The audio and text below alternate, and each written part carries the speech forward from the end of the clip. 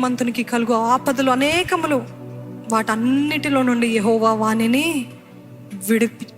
విడిపించును. ఈరోజు నీతిమంతునికి అనేక ఆపదలు నిశ్చయముగా కలుగుతుంది. వాగ్దానాలు ఎంత నిజమో, నీతిమంతునికి కలిగే శ్రమలు అంత నిజము.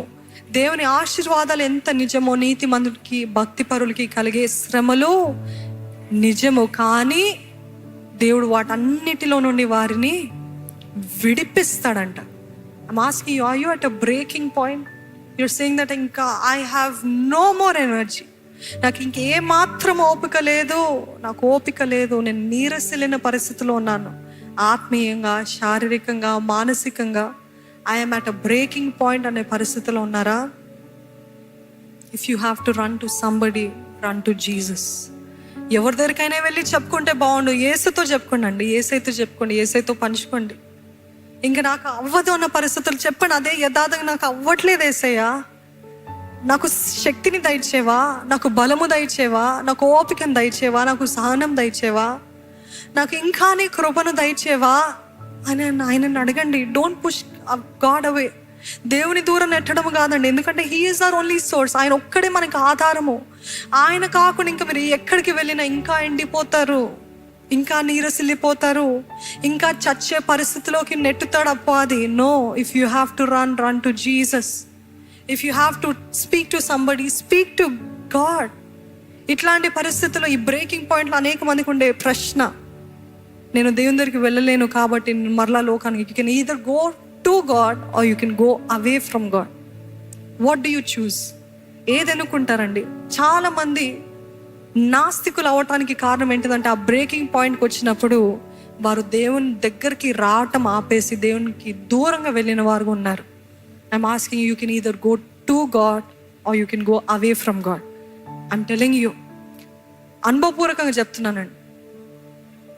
ఏ డాక్టర్, ఏ సేవకులు, ఏ ప్రవక్తలు ఎవ్వరు కూడా మీకు ఎటువంటి రీతిగా మీ హృదయ గాయని కట్టగలిగిన వారు ఎవ్వరు ఉండరు. అనుభవపూర్వకంగా చెప్తున్నాను. దేవుడు ఒక్కడే మీ గాయని కడతాడు. ఎట్లా తెలుసా అండి? ఇది ఉంది చూడండి, ఈ వాక్యమే. ఈ వాక్యము ద్వారా దేవుడు మన హృదయాన్ని కడతాడు, ప్రతి గాయని కడతాడు, ప్రతి గాలి మాన్పుతాడు. అందుకని ఇది సత్య వాక్యము.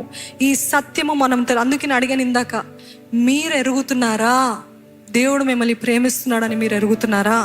శిక్ష, శ్రమ ఇది కాదు. దేవుడు నన్ను ప్రేమిస్తున్నాడు కాబట్టి ఈ శిక్ష, ఈ శ్రమ నొంది ఉండుట నాకు మేలైన. ఎందుకంటే ఆయన వాక్యాన్ని ఇంకా తెలుసుకోగలిగాను, ఆయన ధర్మశాస్త్రం ఇంకా నేను అర్థం చేసుకోగలిగాను. If you are in pain, if you are at a breaking point, run to Jesus. దేవుని వైపు వెళ్ళండి. I wish all of you could read 103వ కీర్తన 10 నుండి 18 వచ్చిన మీరు అందరూ చదవాలి. ఏంటిదంటే, మన పాపములను బట్టి మనకు ప్రతీకారము చేయలేదు, మన దోషం బట్టి మనకి ప్రతిఫలము ఇవ్వలేదు. ఆయన యందు భయభక్తులు కలిగిన వారి మీద ఆయన కృప యుగ యుగములు నిలుచును, ఆయన నీతి వారి పిల్లల తరము నిలుచును అని ఆయన వాగ్దానాలు.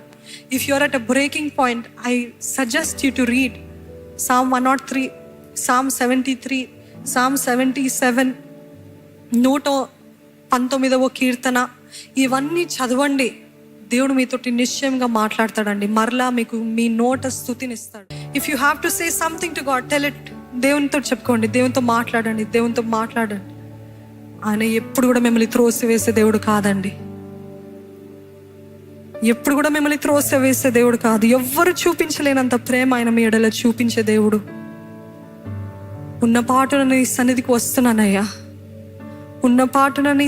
వస్తున్నానయ్యా. నోరు విప్పి చెప్పండి, ఐఎమ్ సారీ లార్డ్. నిర్నిమిత్తముగా తండ్రి నీ పైన నేరాలు వేశాను, నీకు దూరం అయ్యాను, నీకు ఇష్టానుసారంగా బ్రతకలేకపోయానయ్యా, నన్ను క్షమించయ్యా. పరిశుద్ధుడైన దేవా, నీకు స్తుతులు, స్తోత్రాలు, వందనాలు చెల్లిస్తున్నామయ్యా. ఈరోజు మాతో మాట్లాడిన విధానం బట్టి, నీ వాక్కును బట్టి నీకు వందనాలయ్యా. నీ వాక్యమే మమ్మల్ని బ్రతికించేదయ్యా. మా బాధలలో మాకు నెమ్మదినిచ్చేది నీ వాక్యమే దేవా.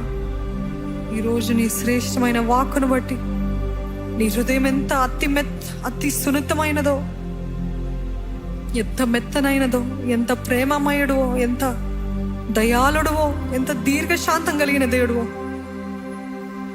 మేము ఎరిగి ఉన్నామయ్యా. ఈరోజు మా సొంత నిర్ణయాలు బట్టి, మా సొంత కార్యాలు బట్టి, నీకు ఇష్టలేని కార్యాలు బట్టి మేము శ్రమలు పొందుకుంటున్నట్లయితే దేవా మమ్మల్ని క్షమించయ్యా, మమ్మల్ని మన్నించు మా తండ్రి, మమ్మల్ని మన్నించయ్యా. నువ్వేమైనా మాతోటి ఈ శ్రమల ద్వారా మాట్లాడాలని నువ్వు ఆశపడుతున్నట్లయితే దేవా, వినగలిగిన చెవులు మాకు దయచేవా. నువ్వు నేర్పించిన పాఠాలు వెనువెంటనే నేర్చుకుని సరిదిద్దుకునే జీవితము దయచేవా. మనుషుల ద్వారా కలుగుతున్న గాయాలు, మాటలు, అపవాది వారిని వాడుకొని మాట్లాడుతున్న బాణాలు వంటి మాటలైతే help us to be stay grounded on your rock, Lord, on your name Jesus. క్రీస్తు అనే బండపైన నిలకడగా నిలబడిన వారుగా ఏ మాటలు కాదు, దేవుడు నా పట్ల చెప్తున్న మాటలే వర్తిస్తాయని గుర్తించుకోవడానికి సహాయం చేయి. పరిశుద్ధాత్మదేవాని ఆత్మకార్యాన్ని కొనసాగింపజేసి ఎల్లప్పుడూ నీకు దగ్గరగా వాక్యానుసారమైన జీవితము, ప్రార్థనా జీవితము మాకు దయచేయమని, శక్తిపూర్ణులుగా, బలవంతులుగా, జయించేవారుగా, అత్యధిక విజయము సాధించేవారుగా మమ్మల్ని చేయమని ప్రభు యేసు నామములో అడిగి వేడుకొంచున్నాను తండ్రి. ఆమెన్.